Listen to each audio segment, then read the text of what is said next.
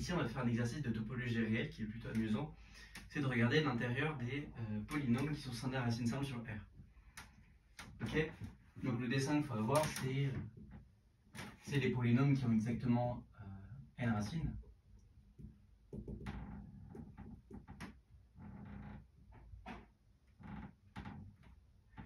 En fait, ce qui est rigolo dans cet exercice, c'est que une racine, c'est intrinsèquement fermé, parce que c'est l'écriture de P de x égale 0, et ça, la plupart du temps, ça va être fermé, l'évaluation en x. Donc s'il faut regarder, pour regarder l'intérieur de cet ensemble, en fait d'ailleurs l'ensemble va être ouvert, c'est pas les zéros, c'est on va se décaler un peu et dire que une fonction, le fait qu'elle admette un 0, une fonction continue, c'est exactement équivalent au fait qu'elle admette deux points de part et d'autre du 0 qui vont être strictement positifs et négatifs. Enfin, en tout cas, c'est impliqué par ce fait-là. Et pour un polynôme scindé à racine simple, ça va être exactement le cas. En fait, ce qui va nous intéresser, c'est pas les xi, c'est la suite que je vais construire là.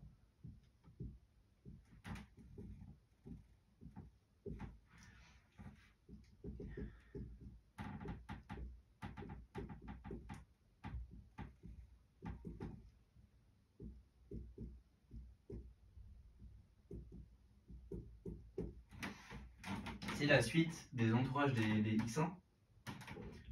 L'entourage des points de manière à ce que les signes soient différents. Ok.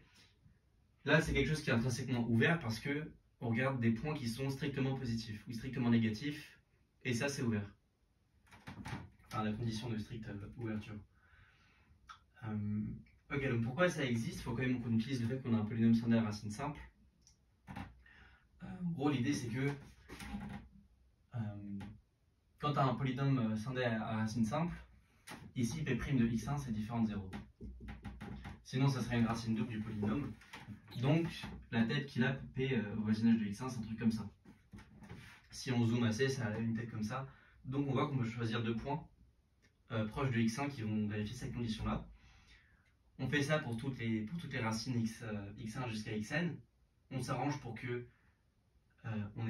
ce soit bien ordonné. On ait y0 strictement plus petit que y1, strictement plus petit que y2, etc. Et là, on va faire un autre truc cool dans la topologie réelle, en dimension finie, c'est que toutes les normes sont équivalentes. Donc ce qu'on va dire, c'est que même si les points x1 et xn, ils peuvent partir à l'infini en fonction du polynôme P, ce qu'on va dire, c'est que je vais prendre moins a strictement plus petit que y0, tel que yn est strictement plus petit que a, et je vais dire que la norme infinie sur moins a,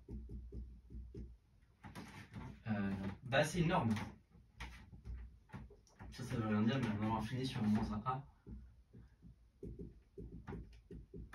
c'est une norme sur Rn de x. Voilà. Donc si j'ai des polynômes qui convergent vers P, je peux supposer qu'ils convergent vers P pour cette norme-là. Et notamment, je vais pouvoir supposer, en fait, dès que je prends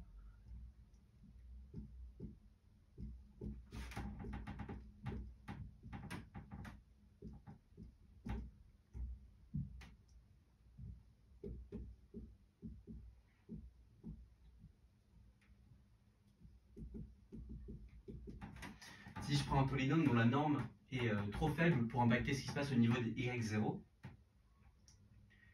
ce qui va se passer, c'est que le polynôme, la différence P moins Q,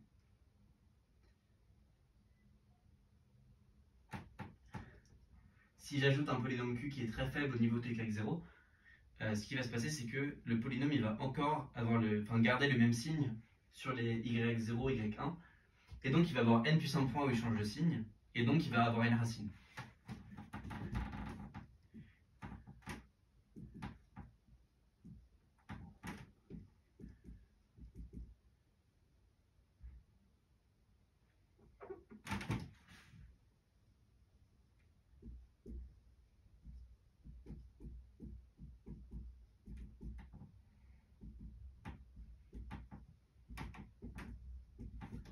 Okay.